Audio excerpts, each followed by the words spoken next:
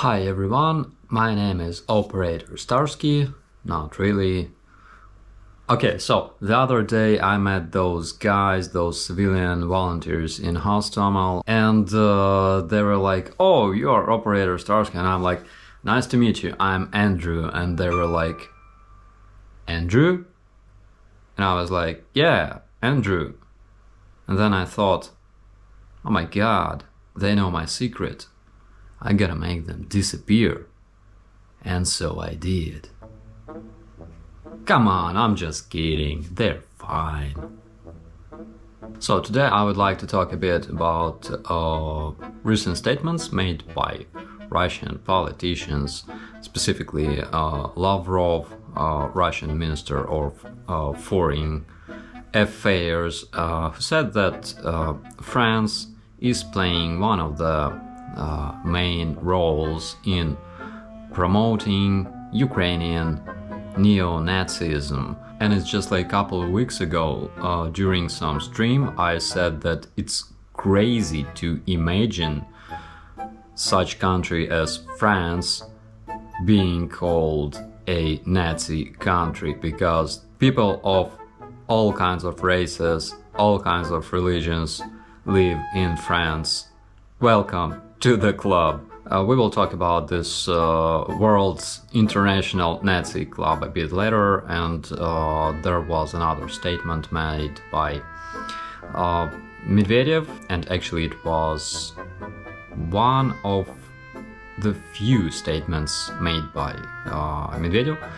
He said that they're gonna bomb centers where decisions are made, and he means cities like Washington, D.C., London, Brussels, in case they are giving Ukraine the long-range missiles. He has been claiming this for a while.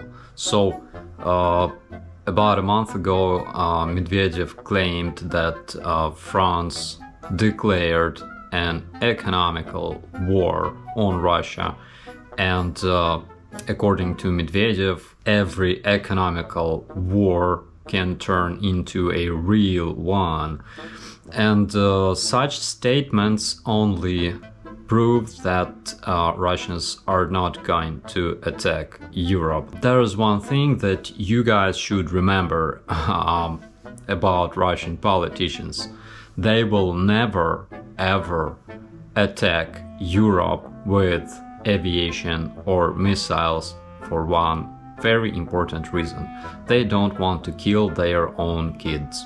So, for example, Lavrov's daughter Katerina Vinokurova was born in the United States, where she received her education partially. Partially she received her higher education in the United Kingdom. Putin's press secretary's daughter Yelizaveta Peskova lived in Paris. She was studying in the Paris University, and she lived in Paris together with her two brothers, kids of Mr. Peskov, Putin's press secretary. By the way, his 30 years old son, Nikolai Peskov, he's got a fake last name, Charles, and according to British police reports, he spent a year in the British prison. Of course, he denies everything related to these facts. And what about Dmitry Medvedev? So his son Ilya Medvedev spent quite a while in Massachusetts studying in the Massachusetts University of the United States of America. But I was lucky to find even a funnier story. So there's this member of Federation Council, Елена Mizulina. This woman claimed that yoga turns men into gays. No, I'm not joking, it was an official statement made by a representative of Russian Federation Council. And in general, Елена Mizulina is known for being the biggest enemy of everything gay.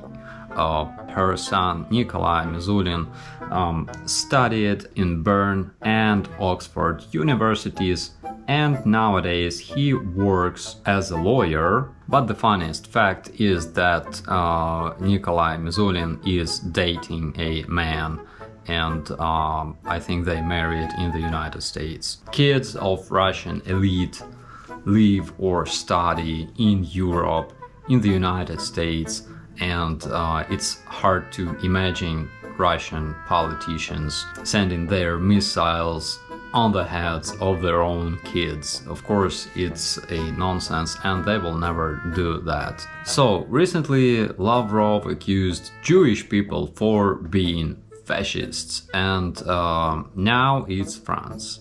So, what's next? Let's take a look at Russian social media. Russian soldier is again liberating Europe from fascism. Almost 114,000 likes. So basically, what kind of fascism are they talking about? Now we will speak differently. I'm talking to Germans, Englishmen and Polish, to those who come without asking into my house. We did spare you in 1945, but we will not spare you in 2022. Almost 390,000 likes. So, Polish? Englishman? Are you sure you're talking about fascists? I mean, weren't those guys who were your allies actually back in 1945? Weren't you liberating Poland? Weren't you helping your British allies? No, they are fascists. Remember that. There are two artificial nations, American and Ukrainian. One is exceptional, another one is unique. They both live on the foreign territory. First lives on the occupied territory, the other one lives on the gifted. They are practically occupiers, and they don't have understanding what is motherland. If I was an American citizen, I would be very disturbed about this, because at some point orcs will decide to, liberate Native Americans from the United States. And something like this basically happened in Ukraine. However, in Ukraine, they are liberating Ukrainians from Ukrainians. Oh, and this one is great. Actually, Russian social media are full of those masterpieces. So, I talked to Grandpa in my dream. I told him thank you for the great victory. I thanked him for Leningrad, Kursk, Kiev, Stalingrad, for villages and cities where he spilled blood. But the grandpa stopped me and suddenly asked for an excuse. He was excusing for people of Baltic countries and the Nazism that remains there, for Poland and their treacherous soul, for suddenly forgotten Sobibor, Ukrainian Babi Yar. I was stunned. Why are you asking an excuse for, Grandpa? And he answered, for being too kind. We excused those snakes instead of finishing them. So the US, the United Kingdom, Lithuania, Latvia, Estonia, Finland, Poland, and France, welcome to the club.